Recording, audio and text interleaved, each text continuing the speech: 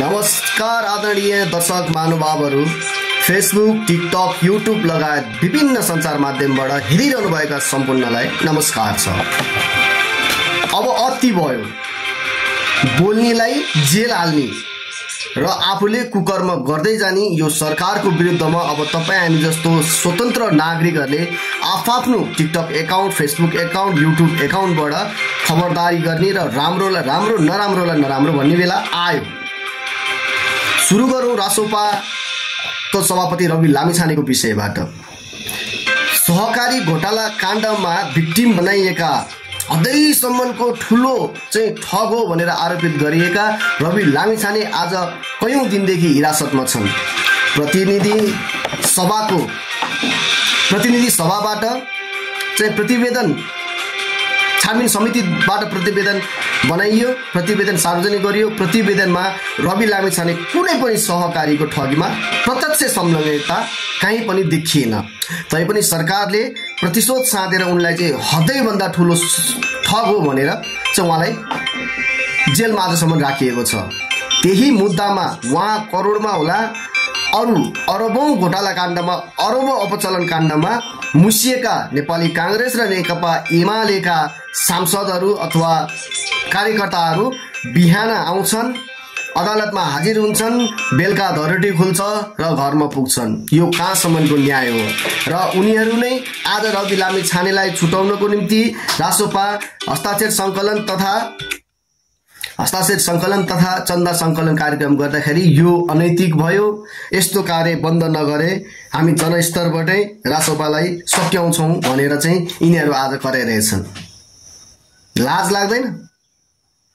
हिजो तिमीहरूले चन्दा उठाएन, लेबीको नाममा अझै पनि महिनै पछि हजारौं अरबौं करोडौं उठाउँदैनौ। तिमीहरूको कसले विरोध गर्ने? तिमीहरूको विरोध गर्नु पर्दैन? ल ठिक छ, यति बोल्दा मलाई समाउँछन् भने आएर मलाई पनि समाऊ। न म कसैलाई गाली गलौज गर्छु, न कसैको मानहानि गर्छु, सत्य कुरा बोल्छु। जे तिमीहरूले गरेको छौ त्यही रासोपाले गर्दैछ।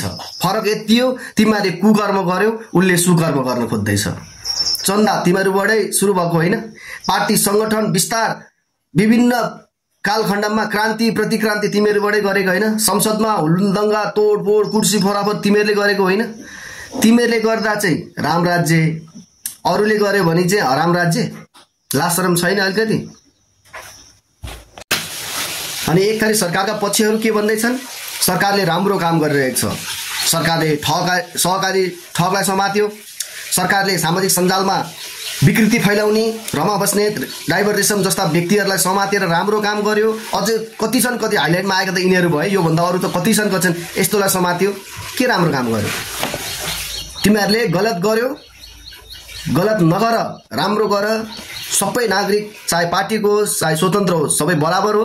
कानुन लाग्छ भने सबैलाई बराबर कानुन लगाऊ, कारबाही गर्नु छ सबैलाई बराबर कारबाही गर भनेर नै भने त हो। राम्रोलाई राम्रो भन्यो, तिमीहरू नराम्रो छ तिमीहरूलाई नराम्रो नै त भन्यो। के गर्यो तिमीहरूले? ठिक छ, गर, मौज गर। जनता हेरिरहेछन्। आजभोलि जनताले विरोध पनि गरेनन्। विरोध गरे तिमीहरूलाई थुन्छौ, समय हाल्छौ, कारबाही गरिहाल्छौ। त्यही भएर कोही बोले छैनन्, चुपचाप लाग्यो। तर मनमा त छ नि, पक 84 आउन दिए। तिमीहरूको मन मान्यो। तिमीहरूले 1 वर्षमा तिगडम गर्न खोज्लौ, हामीले राम्रो काम गर्यो, यो गर्यो त्यो गर्यो देखाउनु। कुन राम्रो काम गर्यो जनताले हेरिरहेछन्। राम्रो गर न यार। जति पनि त्यति बेला उठेको कुराहरू थियो, टेरा मक्स, एन्जेल काण्ड, गिरिबन्धु टी एस्टेट काण्ड, भुटानी शरणार्थी काण्ड, बाल मन्दिर काण्ड, स्काउटको जग्गा काण्ड, व्हाइट बडी, पानी ट्याङ्की, दुनियाँदारी, प्रेस काउन्सिल, यो दुनियाँ काण्डहरू थियो नि। तिमीहरू यदि चोखो थियो, तिमीहरू कार्यकर्ता चोखो थियो, एउटा छानबिन समिति सबैको बनाएर चाहिँ सबैलाई चोख्या भए त भइहाल्थ्यो नि त। किन त्यो फाइलै बन्द गर्यो त? अरूले गर्दा स्टन्ट गर्नको लागि गरे। ए बाबा, तिमीहरूले पनि त्यही स्ट्यान्डलाई गरेर ल खोलेको रहेछ, यसको जवाफ हामी दिन्छौँ भनेर छानबिन समिति बनाएर जसको नाम निस्केको थियो तिनीहरूलाई निर्दोष बनायो भइहाल्थ्यो त। 2 तिहाईको सरकार छ, बहुमत छ, कसैले हल्लाउन सक्दैन, कसैले छुन सक्दैन। जे गर्दैन भयो, आफ्नो आसे पासे आउरे बाउरे धुपौरे झोले जसलाई पनि लिएर आएर चाहिँ छानबिन समितिमा बनाइदिएर, छानबिन समिति सभापति बनाइदिएर चाहिँ चोखा भए हुन्थ्यो त। त्यति पनि गर्न सकेन भने तिमीहरूको विरोध नगरे कसो गर्ने? तिमीहरूको राम्रो तारिफ गरिदिनु पर्यो। वाह, केपी बाबुको सरकारमा त्यस्तो सुशासन भयो, वाह टेको लगाउने नेपाली कांग्रेसको सहयोगमा केपी सरकारले यो गर्यो त्यो गर्यो भन्ने अब पनि पत्याइदिनु पर्ने जनताले।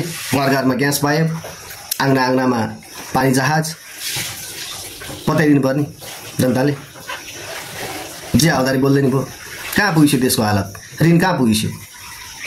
जब मागेर खाने त हामीले जस्तो टिकटकैले नि जानेछ भाइ, ट्याक्क लाइभ बस्यो, tap tap tap tap gift gift gift gift भन्यो आइहाल्छ।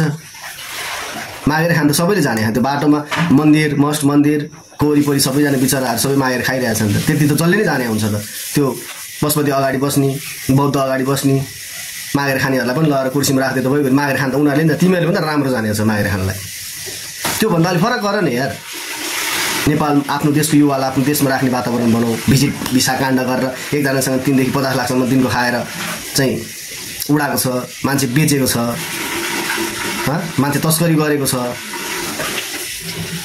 कतिको मरेर जाँदा तिमीहरू पनि त नाङ्गे बनाएर शरीर मात्रै आगो लगाएर जाने होला नि त, लाँदा केही पनि लाँदैन होला नि त। किन यति आलोचित, किन यति बदनामी? कहिलेकाहीँ त मुड चेन्ज गर, राख, सबैलाई सँगै बोलाएर राख। देश अति भइसक्यो, डुबिसक्यो, गइसक्यो, सिद्धिसक्यो। युवाहरूको सोच अहिले त +2 गर्ने बित्तिकै अमेरिका, अस्ट्रेलिया, जापान, कोरिया, दिमागमा त्यही भइसक्यो। यहीँ पढौँ, यहीँ बसौँ, यहीँ गरौँ, इन्जिनियर बनौँ, डक्टर बनौँ, पाइलट बनौँ, अथवा कुनै अधिकारी अधिकृत बनौँ। छैन युवामा त्यो खालको फ्रस्ट्रेसन, के अरे त्यो खालको सोच अहिले। उनीहरूलाई त फ्रस्ट्रेसन छ कि राम्रो अङ्क ल्याउन सकेन भने, A+ ल्याउन सकेन भने अमेरिका जानु पाउँदैन, अस्ट्रेलिया जानु पाउँदैन, भिसाको लागि झन्झट हुन्छ। रारो टानेछ पढाएको छ, तै पनि मार्क्स आउँदैन।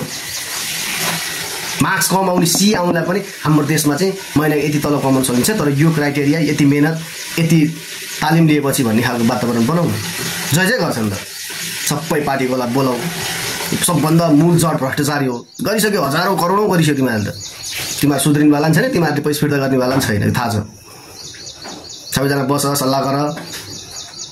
आजसम्मको मितिमा आजभन्दा अगाडि गरेका भ्रष्टाचारहरू कसैको छानबिन नगर्ने र अब आइन्दा गर्नेलाई चाहिँ कारवाही गर्ने भनेर एउटा नयाँ म्यान्डेट लिएर अगाडि बढ। यदि देशमा एकता गर्ने हो भने। जनता त हेरिरहेछन्, 2-4 जनालाई थुन्दैमा सबैको आवाज बन्द हुँदैन। फेरि उठ्छन्, फेरि जुर्मुराउँछन्, फेरि बोल्छन्। हिजो राणा फाल्न काङ्ग्रेसले क्रान्ति गर्यो, त्यो काङ्ग्रेसको क्रान्ति सही। 2052 साल माओवादी सुरु गर्यो, क्रान्ति हिंसा भयो।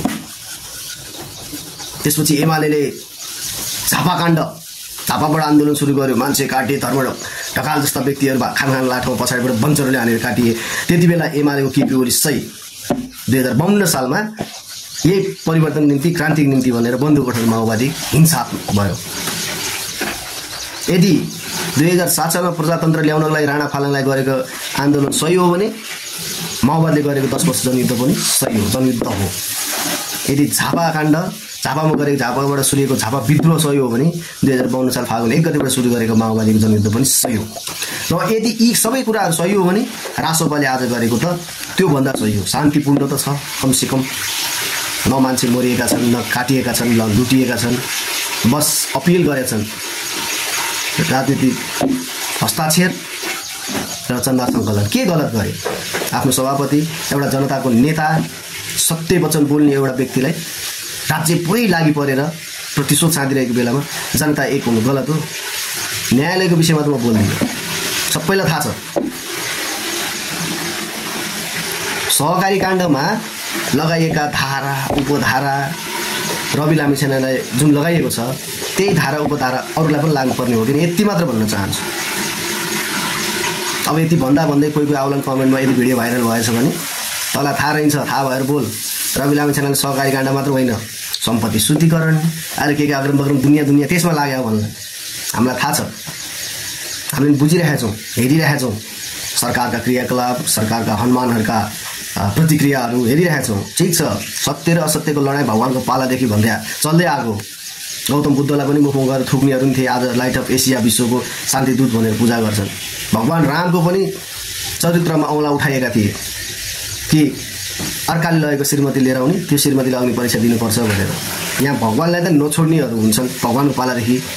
यो हामी त मान्छे हौँ, हाम्रो खुट्टा तान्नु, हाम्रो विचारबाट असहमत भएर झुटलाई सत्यमा साबित गर्न खोज्नु। गगन थापाले एउटा इन्टरभ्यूमा भने नि झुट यस्तो बोल्नु रे कि सत्य जस्तो लागोस् रे कि त्यसलाई चाहिँ मल्टिप्लाई गरेर भन्नु रे, सबैतिरबाट त्यही आवाज उठाउनु रे, त्यो झुट पनि सत्य लाग्छ रे। गगन थापाको भनाइ यस्ता यस्ता नेताहरू छन् ठाउँमा, के आश गर्ने यिनीहरूबाट? ठिक छ, गर, तिमीहरू जनमत पाके हो, जनताले मत दिएकै हुन्। त्यसमध्ये कतिजना जनताहरू अहिले पछुताइरहेको होलान्, उनीहरूले आफ्नो गल्ती स्वीकार छन् 2084मा मत दिएर। यदि तिगडम गरिएन, तिमीहरूले ब्यालेट चेन्ज गरिएन, बुथ कब्जा गरेनौ भनेदेखि हेरौँला, बुथ कब्जा कसरी गर्दो रहेछ हेरौँला। एउटा युनिफाइड टिम त बन्छ नै, जनस्तरबाट अब जनताको अदालत, जनताको सेना फेरि एकचोटि खडा हुन्छ। तिमीहरू को लिएर आउँदो रहेछौ बुथ क्याप्चर गर्नलाई, बुथ चोर्नलाई, भोट आफ्नो नाममा गर्नलाई? त्यो हेर्छौँ। एकचोटि नगदको खोलै बग्नु पऱ्यो नि बोगोस्, तर सुशासन चाहिँ आउँछ। हाम्रो देश अति भइसक्यो, सकिसक्यो देश। तिमीले ऋण यता ऋण लिएको छ, उता नेपाली जनता टाउकोमा हालिदिएको छ, उता कर बढाएको छ, त्यो सबै भ्रष्टाचार गरेर खाएको छौ, विदेशबाट अनुदानको नाममा ल्याएको छौ। यहाँ त अनुदानमा आएको बाख्रा पनि गाउँघरमा 3000 रुपियाँ प्रति व्यक्ति उठाएर बाख्रा दिइरहेको छ, जुन चाहिँ सरकारले कार्यक्रम मार्फत ल्याएर अनुदान भनेको त्यतिकै दिने चिज, त्यसमा पनि पर बाख्रा बराबर 3000 उठाएर खाने गाउँको टोल विकास अध्यक्षहरू छन्। के कुरा गर्नु? यस्तो सानसानोबाट सुरु भएको छ, व्यतिथिहरू छ, आवाज उठाउँदैछौँ। म जस्तै सबैजनाले यसरी सभ्य र भव्य तरिकाले आवाज उठाउँ, हेरौँ के गर्दैछ, कतिजना मुख थुन्दो रहेछ, यो सरकार कति समय टिक्दो रहेछ, यो सरकारले चाहिँ 2 तिहाईको दम्बमा लगाएका कानुन धारा उपधारा नजिरहरूले कति दिन काम गर्दो रहेछ, जेलको सङ्ख्या कत्रो रहेछ, जेलको स्पेस कति रहेछ, कतिजना अट्दो रहेछ, हेरौँला भन्दै। अब आउने 84 चुनावमा जनताहरूलाई के अपिल गर्न चाहन्छु भने, अति भयो, अत्याचारै भयो, यो अत्याचार सहनु पनि भ्रष्टाचारी हो, नसहनुहोस्। अब चाहिँ सही व्यक्तिलाई, सही पार्टीलाई भोट हाल्नुहोस्, सधैँभरि मासु भात खाएर भविष्य नबिगार्नुहोस्। हाम्रो देशमा पनि के हुन्छ, आफ्नो देशमा बसौँ भन्ने छोरा नातिहरूको भविष्य सोचेर अब नयाँ पिँढीलाई, नयाँ सोच, नयाँ विचार, पढे लेखेका विद्वानहरूलाई छानेर चाहिँ ठाउँ पठाउँ, उनीहरूको पनि विकास हेरौँ, सोच हेरौँ। भएनछ भने ठिकै छ, फेरि 5 वर्ष पछाडिको चुनाव आउँछ, तर पुरानोलाई चाहिँ अब बाइपास गर्ने अभियान चलाउँ है भन्दै आजको मेरो 2 शब्द यही टुङ्ग्याउँछु। हस्त, धन्यवाद। हेर्दै गर्नुहोला, सुन्दै गर्नुहोला। म तपाईँहरूकै आशुतोष पाण्डे।